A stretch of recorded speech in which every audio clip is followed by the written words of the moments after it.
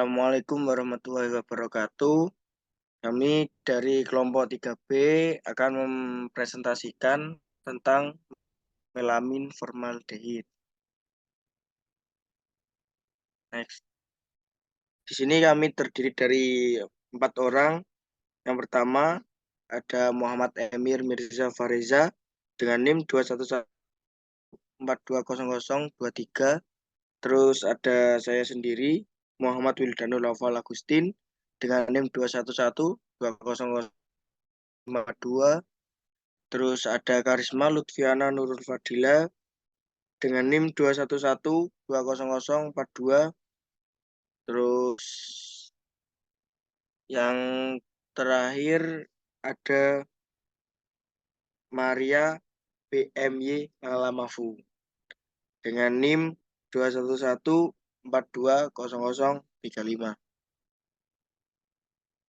Di sini kita ada 8 bahasan. Yang pertama ada pengertian melamin formaldehid, terus yang kedua ada sifat melamin, yang ketiga PFD melamin formaldehid, yang keempat tahapan proses amin formaldehid, yang kelima ada reaksi melamin formaldehid, yang keenam cleaning and handling, yang ketujuh aplikasi di industri, yang kedelapan kesimpulannya.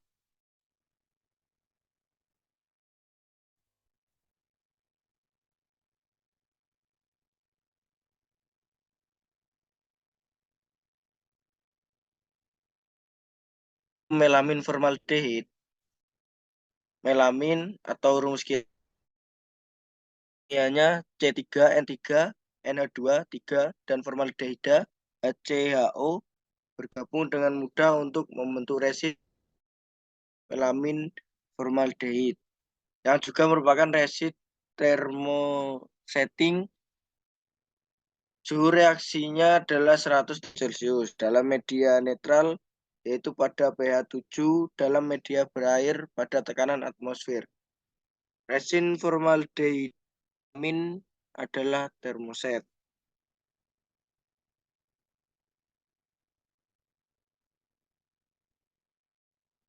Nah, terus di sini ada sifat dari melamin formaldehid tersebut. Yang pertama ada form sama dengan liquid, terus warnanya milky white, terus pH 7,0 sampai 8,0 di 30 derajat Celcius, terusnya 60 sampai 160 CPS atau 30 derajat Celcius, terus solid content 50 sampai 51%, terus kill time 130 sampai 160 menit.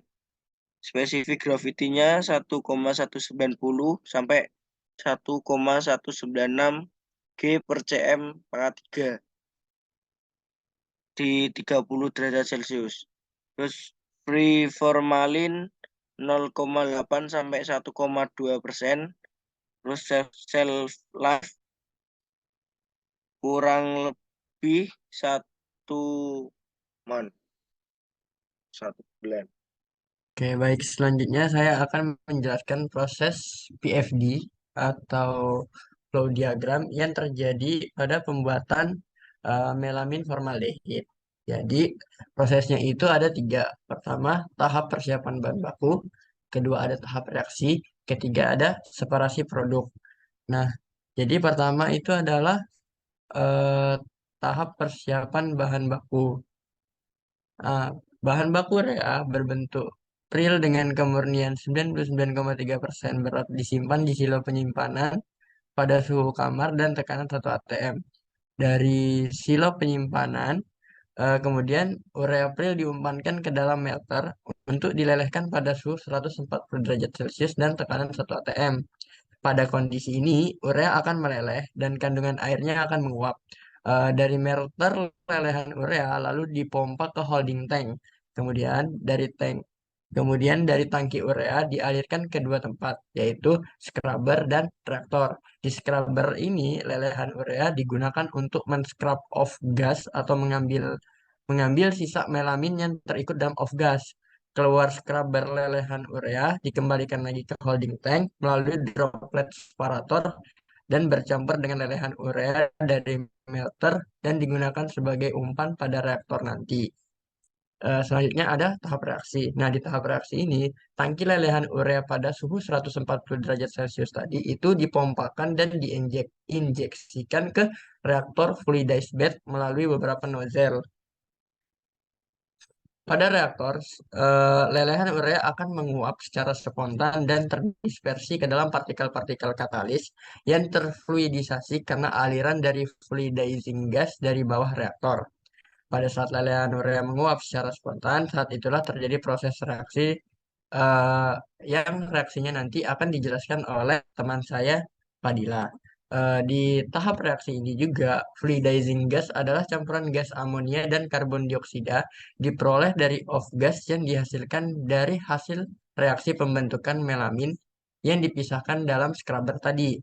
Nah, dari scrubber fluidizing gas dihadirkan dengan bantuan unit kompresor menuju desublimer dan heater.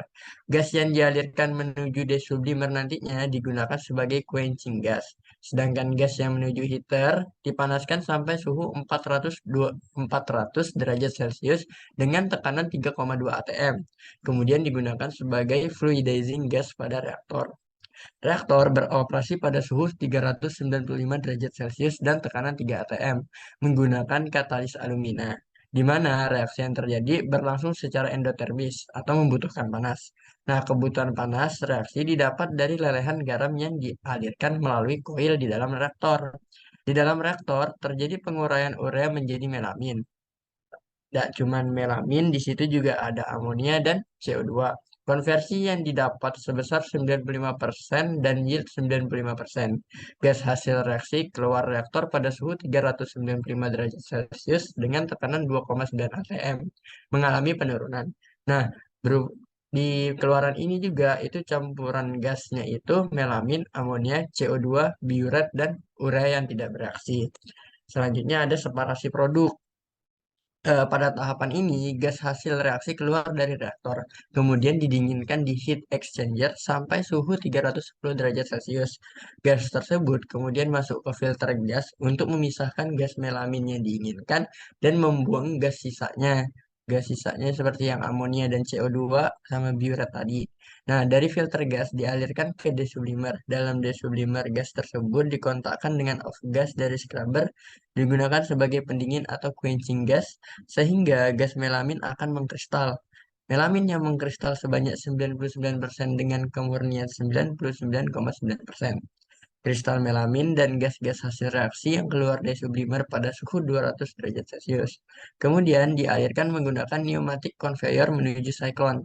Di dalam siklon terjadi proses pemisahan antara padatan kristal dengan off gas, di mana semua kristal yang terbentuk dapat terpisahkan sebagai produk. Kristal melamin yang masih mempunyai suhu 200 derajat Celcius ini didinginkan di dalam belt sebagai produk. Kristal melamin yang masih mempunyai suhu 200 derajat Celcius itu didinginkan dalam belt conveyor tertutup dengan udara pendingin sampai suhu 40 derajat Celcius. Kemudian disimpan di dalam silo untuk selanjutnya dilakukan packaging dan bagging, lalu disimpan di dalam gudang dan siap untuk dipasarkan. Gas keluar siklon sebagai off gas sebagian dialirkan menggunakan blower menuju scrubber untuk nantinya digunakan sebagai fluidizing gas dan quenching gas. Di dalam scrubber terjadi proses pemisahan dikontakkan dengan lelehan urea yang memiliki suhu 147 derajat Celcius sehingga suhu off gas akan turun sampai 152 derajat Celcius. Karena penurunan suhu ini, maka mohon maaf, karena kenaikan suhu ini, maka komponen yang kondensibel dalam off gas sebagian besar akan mengembun dan terskrap oleh lelehan urea.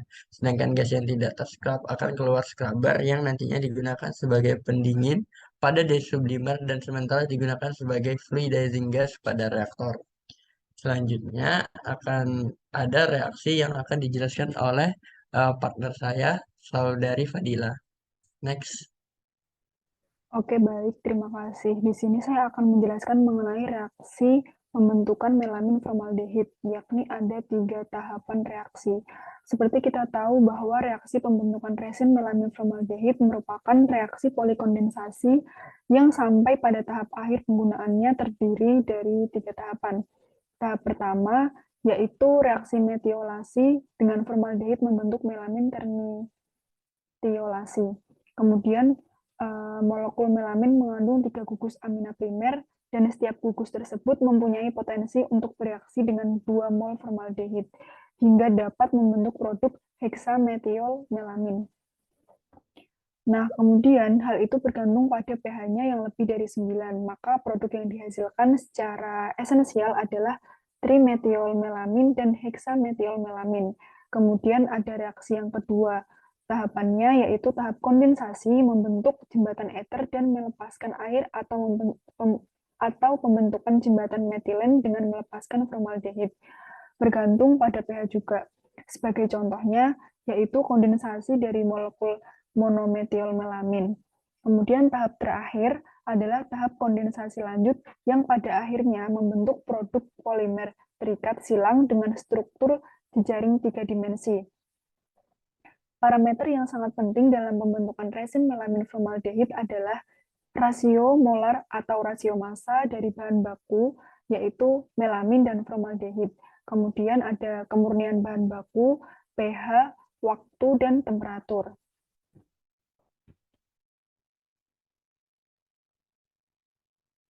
Berikut ada reaksi melamin formaldehid dengan 2 proses, yaitu tekanan rendah dengan katalis dan tekanan tinggi tanpa katalis. Tekanan rendah dengan katalis melalui beberapa proses tahapan, yaitu ada proses BASF atau Basic Aniline and Soda Fabric. Proses ini yaitu proses 1 stage dengan tekanan rendah serta menggunakan katalis berfase uap. Kemudian ada proses semi-Lynch dan proses tamikarbon. Selanjutnya ada proses OSW. Reaksinya yaitu seperti pada gambar berikut, mekanisme reaksi yang menghasilkan 6NH22CO, kemudian produknya C3N3NH23 plus 6NH3 plus 3CO2. Selanjutnya ada tekanan tinggi tanpa katalis, yaitu melewati beberapa proses melamin chemical process, proses Mann-Edison, proses Nissan.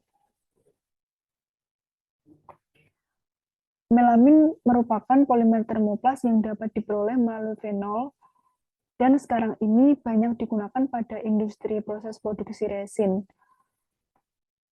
Selanjutnya akan dijelaskan oleh teman saya, yang merupakan rangkuman dari PFD tadi, yaitu tahap persiapan bahan baku, tahap reaksi, dan separasi produk.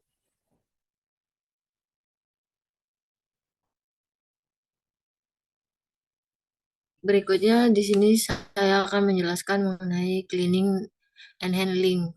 Nah, kalau cleaning sendiri itu mengacu pada kebersihan dari produk tersebut dan handling adalah penanganannya.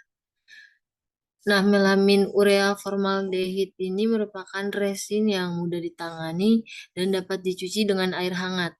Bau formaldehid relatif lebih sedikit dibandingkan dengan lem formaldehid lainnya. Reaktivitas resin ini tinggi. Reaktivitas resin melamin formaldehid ini tinggi. Hal itu dikarenakan beberapa hal. Yang pertama, dari struktur molekulnya sendiri, dia terdiri dari gugus amina yang dapat bereaksi dengan gugus formaldehid sehingga dapat menghasilkan ikatan peptida yang kuat. Yang kedua, konsentrasi formaldehidnya sendiri ini formaldehid dalam solusi. Jadi, jika makin tinggi, maka proses reaksinya akan makin cepat. Dan yang berikutnya ada suhu. Suhu ini mempengaruhi karena proses reaksi ini dapat berlangsung lebih cepat pada suhu yang tinggi. Dan yang terakhir, kondisi katalisnya sendiri. Katalis ini dapat Jika ditambahkan katalis, maka dapat meningkatkan proses reaksi dari reaktivitas melamin formaldehyde itu sendiri, sehingga eh, melamin formaldehyde ini harus disimpan pada tempat yang dingin. Next.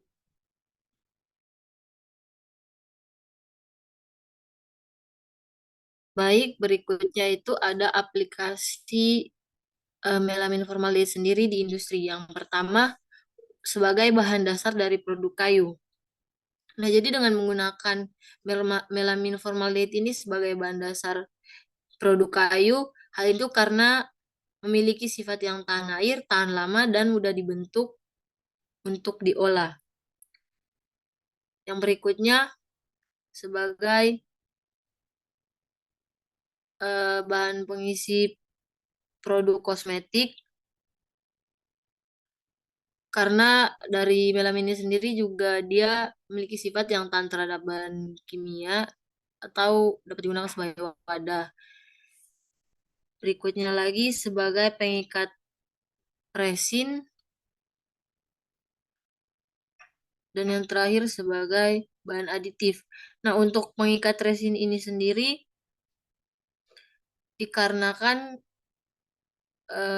melamin formaldehyde dapat bereaksi dengan cepat dan membentuk ikatan kimia yang kuat, sehingga dia cocok untuk mengikat bahan resin.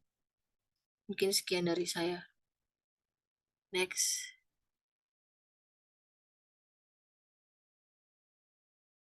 Oke, kita sudah masuk ke kesimpulan bahwa kesimpulannya melamin formaldehyde ini merupakan salah satu resin sintetis yang materialnya berupa polimer termoset yang digunakan dalam berbagai aplikasi industri, termasuk industri petrokimia. Maka dari itu, penting untuk mengevaluasi dampak melamin formaldehyde pada lingkungan dan mencari alternatif yang lebih ramah lingkungan untuk aplikasi industri.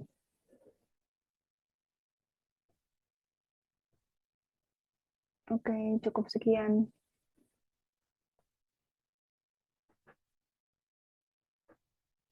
Sekian presentasi dari kelompok 3B. Kurang dan lebihnya mohon maaf. Wabillahi taufiq wal hidayah. Wassalamualaikum warahmatullahi wabarakatuh.